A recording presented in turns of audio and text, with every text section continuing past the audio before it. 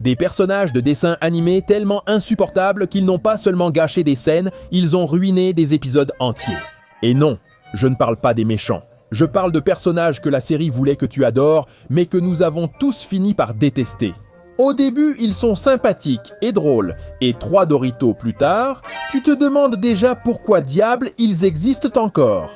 Aujourd'hui, parlons des personnages les plus détestés de l'animation, ceux qui ont ruiné des relations, des épisodes finaux ou même des séries entières, et si ton préféré y figure. Je suis désolé, mais il le mérite probablement. Belle du reboot des Super Nanas illustre parfaitement comment gâcher un personnage original déjà réussi. C'était une leader à 100% intelligente, ferme et équilibrée. Elle savait diriger sans être odieuse et réfléchir sans se sentir supérieure.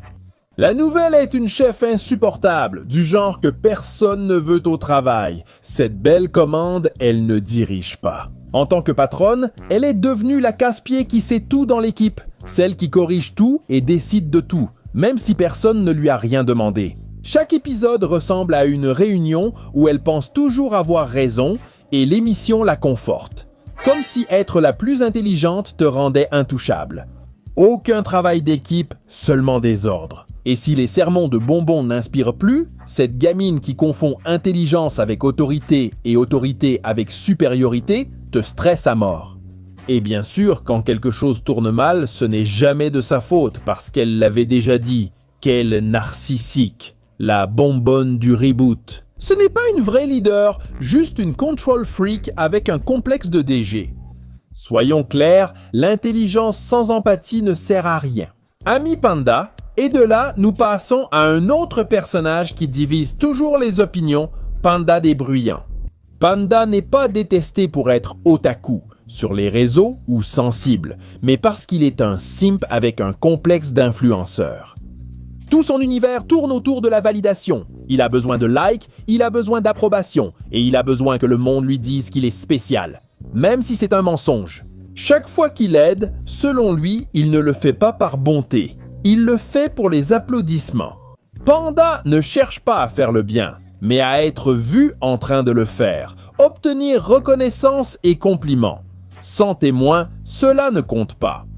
Le meilleur exemple est l'épisode du régime. Les frères doivent manger ce qui correspond à leur nature.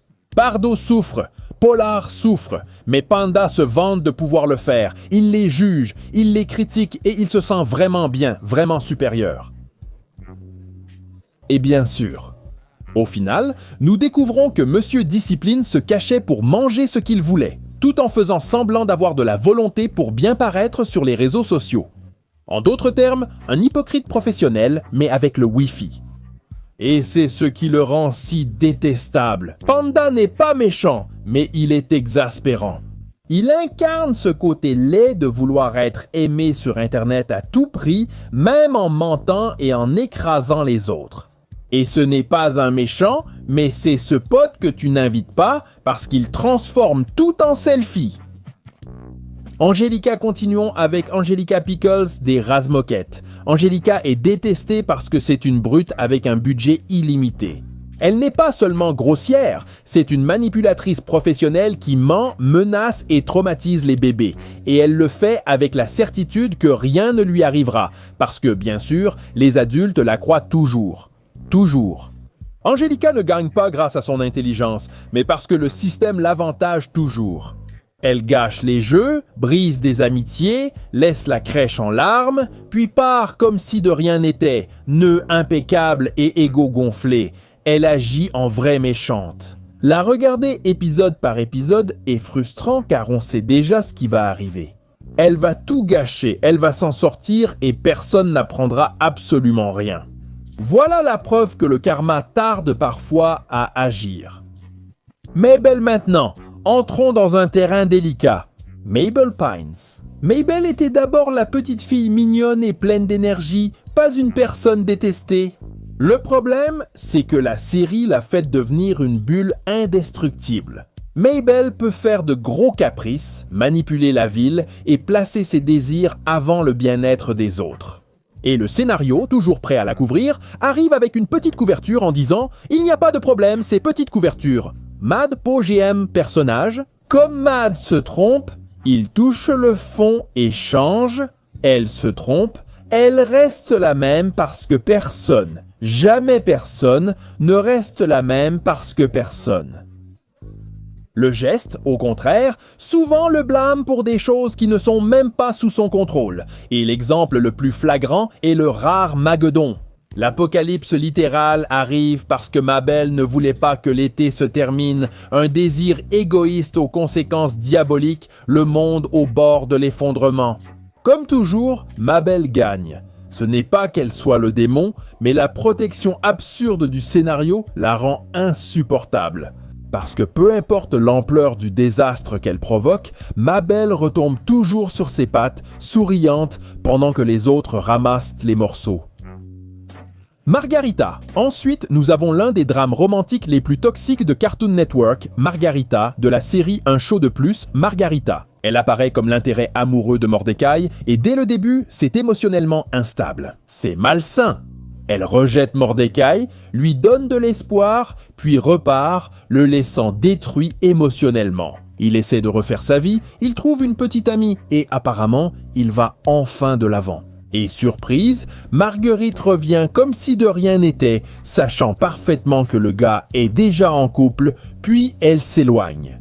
Elle a un peu de décence émotionnelle, bien sûr qu'elle ne reste pas.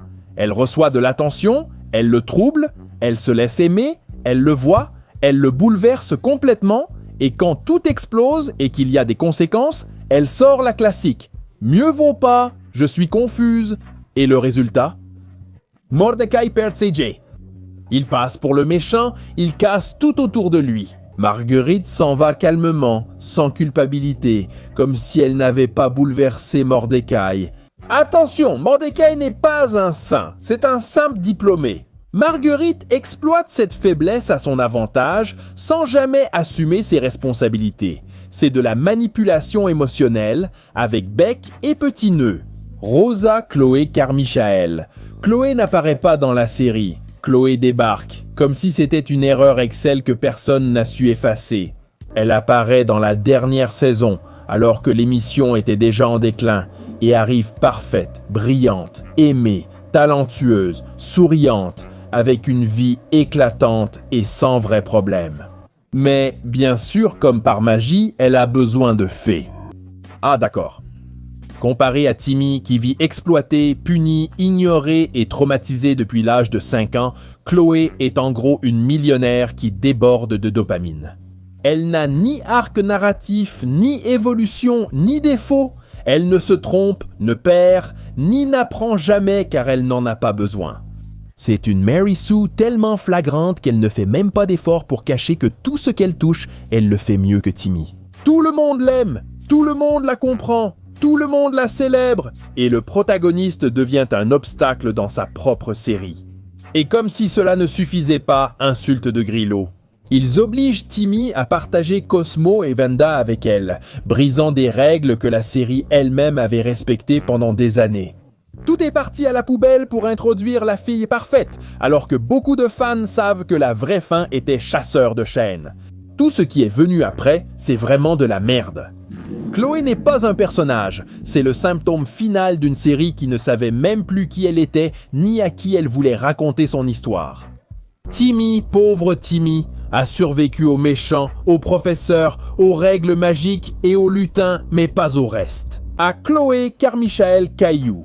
Passons maintenant à un autre que les gens tentent de vaincre avec des discours tièdes, tout en sachant qu'il est insupportable. Caillou n'est pas détesté parce que c'est un enfant. Caillou est détesté parce que c'est une expérience sociale. Que se passe-t-il si tu n'éduques jamais quelqu'un?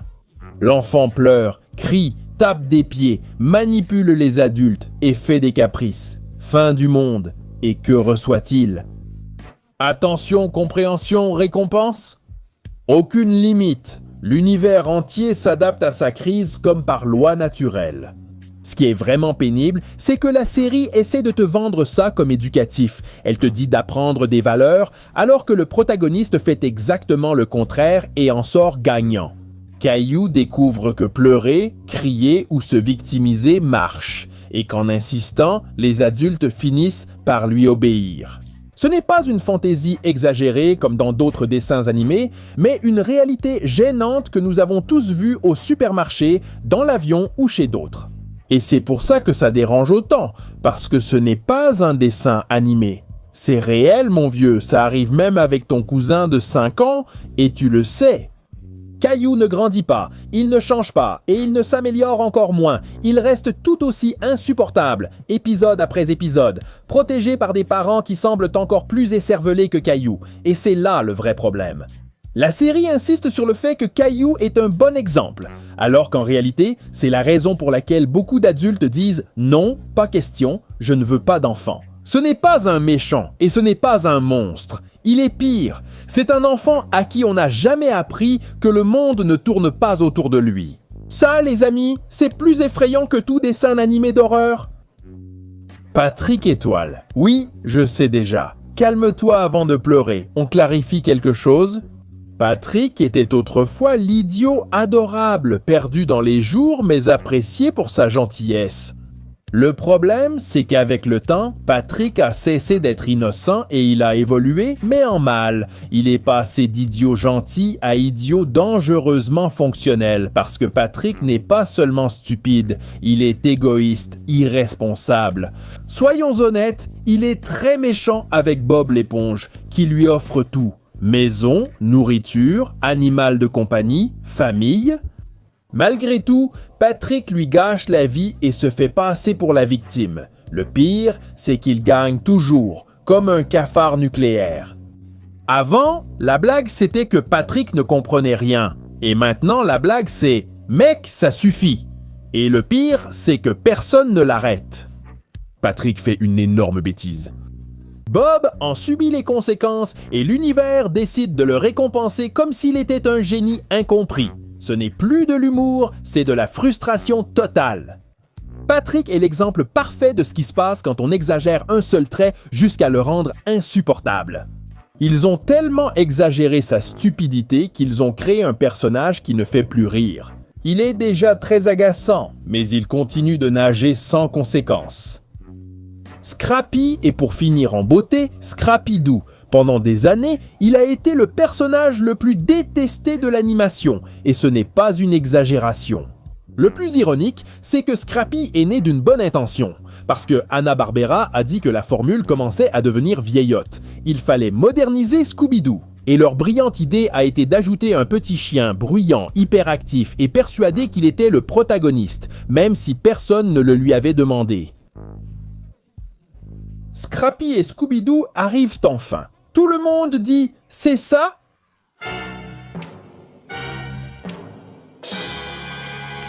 Pourquoi les gens ne voulaient-ils pas d'un chien avec un complexe de héros? Ils voulaient la bande du mystère, pas Scrappy. Ils criaient, ils se mêlaient de ce qu'ils ne devaient pas et ils déséquilibraient tout.